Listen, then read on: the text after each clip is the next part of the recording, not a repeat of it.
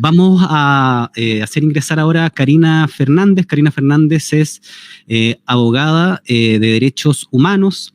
Actualmente es colaboradora de la organización Londres 38 y nos podría estar contando las acciones penales que en el plano nacional e internacional se están llevando adelante para que en Chile se haga valer algo que ya es claro, de que la derecha en el poder lo que ha cometido son delitos de lesa humanidad. ¿Cómo estás, Karina? Hola, buenas noches. Bueno, un abrazo grande para todos los amigos, amigas en Colombia en particular. Bueno, un honor estar acá. Es para mí un real honor estar como con un panel con defensores y defensoras de tanta trayectoria en Colombia, en nuestra región. Y también saludar a todos los medios de comunicación que están presentes, porque la defensa de los derechos humanos también se logra cada día gracias a lo que se hace principalmente de los medios de comunicación no hegemónicos. Pero quería detenerme un segundo en saludar especialmente, todo lo que ha significado en mi formación como abogada, lo que ha hecho Cajar en Colombia, y en particular a las dos mujeres políticas de fuerte trayectoria que están presentes, porque es un honor estar compartiendo un panel con mujeres integrantes de la UP. Y por último, quería saludar con todo el corazón al pueblo colombiano, en particular al pueblo indígena, a las comunidades afrocolombianas y a las comunidades campesinas, haciendo un particular saludo a Sandra Peña, que fue asesinada poco antes de que iniciara este estallido social en Colombia, ¿cierto? Muchas gracias. Muchas gracias, Karina. Tú, en tu calidad de abogada, defensora de derechos humanos, te quería preguntar sobre un tema en el cual tú estás trabajando. ¿Existe una violación sistemática y permanente en el tiempo que nos permita hablar de vulneración o de delitos de lesa humanidad en el caso chileno? Pucha, Nicolás, perdona. Voy a iniciar con otro tema. Si me das la libertad. Pero creo que hay un tema que no se ha analizado, pero me voy a hacer cargo de la pregunta. Yo tengo el honor de trabajar en Colombia también, además de en Chile, y también, rindo un homenaje a todos mis compañeros que están en los territorios, ahora en particular a mi compañera y colega María Rosario, que está en Cali. ¿Qué es lo que quiero mostrar? Como ¿cuáles son las similitudes? Que ha sido una pregunta que ha estado rondando la jornada de esta conversación, y me quería centrar un poquito ahí, si me lo permiten, que tienen que ver con el origen de este movimiento social, de este descontento social, y que nosotros en Chile denominamos la desigualdad por la fuerza, ¿cierto? Esta desigualdad que también mencionaban mis compañeros de panel y compañeras, pero hay un concepto que creo que no hemos desarrollado en esta jornada o mencionado, que es el de la acumulación por desposesión. Y lo que tienen en común Chile y Colombia justamente es que han sido aparatos económicos que se han diseñado con el objeto de ejercer esta fórmula, ¿cierto?, que Harvey denomina la acumulación por desposesión. Y en los territorios colombianos eso es claro, eso se llama deforestación, por ejemplo, ¿cierto?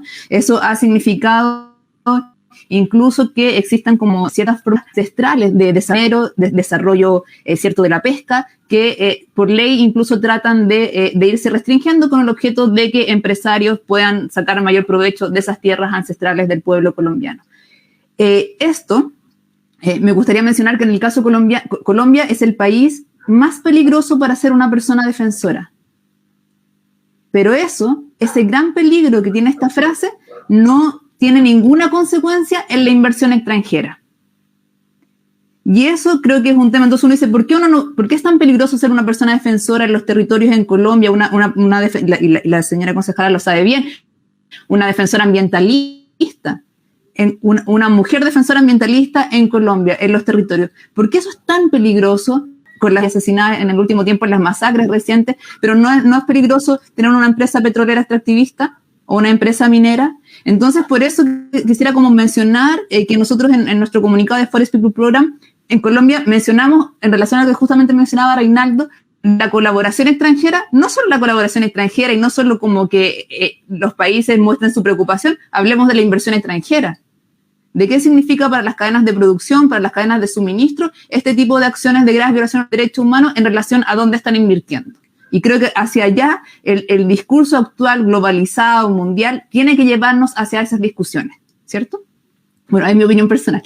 Pero bueno, saliéndonos de esa barra inicial que podría ser una similitud entre Colombia y Chile, quisiera referirme a otra que tiene que ver con estos crímenes de Estado.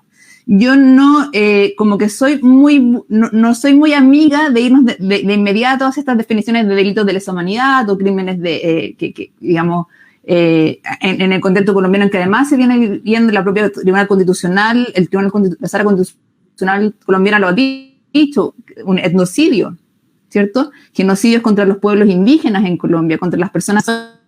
Pero más allá de ese contexto, creo que lo grave es que tanto en Chile como en Colombia nos enfrentamos a crímenes de Estado, a crímenes perpetrados desde la parte estatal, con patrones como establecidos también de cómo operan, con qué mecanismos operan y cómo se forman. Hemos hablado de que los chilenos se forman, ¿cierto?, en Colombia, pero también lo cierto es que los colombianos se forman en Inglaterra. Y también ahí volvemos al tema de los financiamientos y que el propio gobierno británico financia esas capacitaciones en uso de armas letales y menos letales a la policía colombiana. Entonces ahí tenemos también como esa línea común. Y también el tema de estos crímenes los crímenes de Estado tienen una gran característica. Primero es esta idea de que se naturaliza. A diferencia de cómo debería la sociedad responder ante estos crímenes, que es como, esto es lo más brutal, surge un discurso negacionista, un discurso que naturaliza esta forma de violencia y que lo enfrenta a esta idea, ¿cierto?, de lo rutinario, lo rutiniza. Y trata de mostrarnos que hay un balance, de alguna forma, en términos de discurso, entre la protesta social y, digamos, los ataques que reciben como en la idea de que el Estado está protegiendo como algún bien público que no queda muy claro en el discurso. Pero lo que el profesor Zaffaroni, por ejemplo, nos dice al hablar de los crímenes de Estado y su negacionismo, que es común en el caso de Chile y Colombia, es que un crimen de Estado siempre va acompañado de un discurso público que le sirva para ser negacionista y que sobre todas las cosas estigmatice a las víctimas. Se llama como la condena del condenador.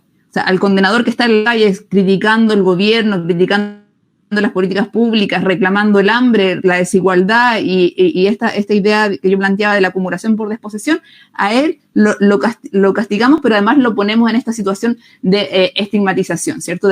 Y aquí surge también la estigmatización de la protesta social y de todos unos discursos que en Colombia además conocen profundamente porque ellos sufrieron durante décadas y particularmente las personas defensoras de derechos humanos de ser tratadas por cualquier cosa de guerrilleros, ¿cierto? Eso fue algo muy instalado en la época de Duque, de Uribe, se me confunde. Pero también, bueno, vemos transformaciones sociales, vemos una sociedad que es capaz de superar estos temores, y quisiera también un poco hablar de los símbolos, no solo para mencionar las estatuas de colonizadores que han sido derrumbadas además por representantes de los pueblos indígenas, sino también quería hablar de un símbolo de justamente esto que se escribió en la entrada de Barrancabermeja, ¿cierto? Si lo dije bien o no, perdón. Que yo creo que también es muy simbólico, de que ya no hay más como fin al uribismo, pero también quería como último ejemplo de similitudes de ambos pueblos mencionar a los prisioneros. Porque hemos visto en la protesta colombiana muy presente los temas y las voces y las canciones de los prisioneros, entonces quería más o menos ir como cerrando como con esa idea en esta línea de en qué se parecen o no. Pero a tu pregunta concreta respecto de si estamos en presencia de delitos de lesa humanidad o no, la verdad, yo creo que no es lo central. Creo que lo central es que hablemos de crímenes de Estado y cómo vamos a investigar, cómo nos oponemos a ese negacionismo que después se va a transformar en una impunidad, que también se vive en los procesos judiciales, porque todo esto que yo hablo de negacionismo moral y científico, de esta legitimidad y del accionar de la policía frente a una deslegitimización y estigmatización de la protesta social y quienes participamos de ella, que en Chile además se transformó en presos políticos de la revuelta. Todo eso es necesario enfrentarlo como con su primera letra, que es, o su primera caracterización, que es crimen de Estado. Entonces, ahí surgen todas las obligaciones internacionales de cómo debemos hacer una investigación adecuada, y otros aspectos, pero creo que es la primera entrada. Después habrá que acreditar, y cada tribunal lo tendrá que acreditar si estamos frente a crímenes a delitos de lesa humanidad o no, lo que uno claramente al ver es evidente que sí, pero me refiero a que es un debate un poco más profundo. Quería hacer con la idea de las cifras porque tanto en Chile y Colombia y nuestra región se caracteriza por ausencia de cifras. particularmente de organismos estatales. Entonces nosotros siempre hablamos de al menos tantas víctimas, porque las cifras siempre son confusas, ¿cierto? Incluso nosotros hemos tenido problemas para establecer cuál es el número de presos políticos del estallido social. Y ahí es cuando se muestra a través de las cifras no solo el problema del acceso a la información, sino también esta idea del Estado fragmentado. Entonces, ningún órgano del Estado asume su responsabilidad en este tipo de conflictos y situaciones, y es como, no, es que está... Y entonces, también lo que hemos aprendido, y esto también yo creo que es muy similar entre Chile y Colombia, es que hemos aprendido que sociedad civil tiene que, y Colombia lo viene, y Cajar es un gran ejemplo de eso, desde organizaciones de la sociedad civil como fortaleciéndose desde la prensa independiente, y también un aspecto que fue muy importante en Chile es que tuvimos que aprender a generar pruebas, a que los medios alternativos de comunicación, y Paula lo sabe bien, han tenido que generar pruebas. Y esa prueba ha sido esencial para los tribunales, las imágenes. Pero también yo planteaba antes de que entráramos a pantalla que también en la impunidad trata de enfrentarse a eso, y su respuesta actual es el negacionismo, y eso también vamos a tener que ver cómo lo enfrentamos, sobre todo desde sociedad civil, porque creo que lo de las cifras también evidencia la fragilidad de nuestras instituciones. Eso por el momento. Espero haber dado respuesta y buena pregunta.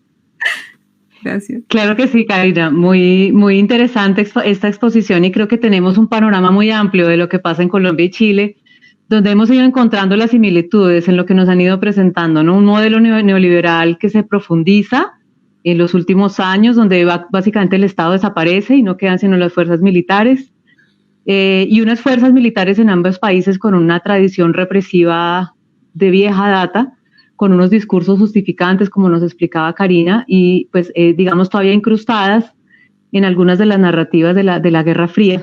Pero por otra parte, una nueva generación que a la vez es mini, pero a la vez es una generación digital, y es una generación que no atravesó por todo eso que atravesaron nuestras generaciones y las anteriores en relación con estatutos de seguridad y otras formas represivas que se derivaban de todas esas doctrinas de la Guerra Fría. Digamos que ese es el panorama en común. Eso nos lleva a las calles en Chile. También tengo que decirlo, que hay algo que hemos percibido sobre todo desde la comunicación, y es que Chile inspira a Colombia en el paro del 2019, eso es indudable. Es un paro que viene desde el sur, es un paro que se expande por el continente, y eso también ha sido algo muy, muy, muy bonito y que quiero destacar en estas resistencias. Y quisiera que este diálogo abierto se lo dedicáramos a hablar de las salidas. Primero, nuestras compañeras de Chile, si nos pueden ir también ilustrando sobre cuáles son esas salidas a la crisis humanitaria, a la crisis social en Chile también, y cómo es el ambiente y las expectativas con lo que puede ser este proceso constituyente que pues ha costado vidas, como nos ha costado también aquí los logros del paro nacional. Londres 68 tiene una frase que es toda la verdad y toda la justicia. Yo creo que no hay ninguna forma de salir de los conflictos, de este tipo porque no es un conflicto, de graves violaciones a los derechos humanos de esta magnitud, además perpetradas del Estado, sino es a través de toda la verdad y toda la justicia. Y creo que aquí este negacionismo supone algo que parece esencial para llegar a una solución, que es el reconocimiento de la calidad de víctimas, de quienes han sido asesinados, de quienes han sido mutilados con lesiones oculares en estos días. Y yo creo que es muy difícil hablar de estos procesos, como decía Reinaldo, cuando todavía no sabemos en qué punto estamos, porque sabemos dónde empieza, pero no dónde terminan estos procesos. Y ustedes saben muy bien, además, lo largos que son los procesos. Ustedes han pasado por Justipaz, por acuerdos de paz, por la JEP, por distintos, incluso fórmulas, para ir desarrollando esta verdad y esta justicia. Y creo que hay que prepararse para una oleada grande de impunidad, que eso es lo que no se puede permitir. Como dice el caso de Atenco, la forma de la represión a la protesta social es una forma de ataque político a nuestra presencia en las calles, a nuestra forma de manifestarnos. Y yo no creo que contra esa como política estatal, que como decía la Paola, incluso viene desde el gobierno de la Bachelet en Chile. O sea, ahí fue la operación Huracán y una serie de operaciones y de asesinato y represión del pueblo mapuche también. Y es ella quien además lidera hoy día al Alto Comisionado de Naciones Unidas. Entonces también yo siempre digo que los presidentes y presidentas no pueden estar en organismos internacionales de derechos humanos porque sus gobiernos siempre son responsables de graves violaciones de los derechos humanos, porque el Estado siempre de una forma u otra es el agresor de la grave violación de los derechos humanos. Pero bueno, como para dejarlo ahí, como que yo siempre digo que se habla poco de Chile en el mundo, sobre todo en nuestra región. Es una queja que siempre tengo contra mis amigos y amigas colombianas.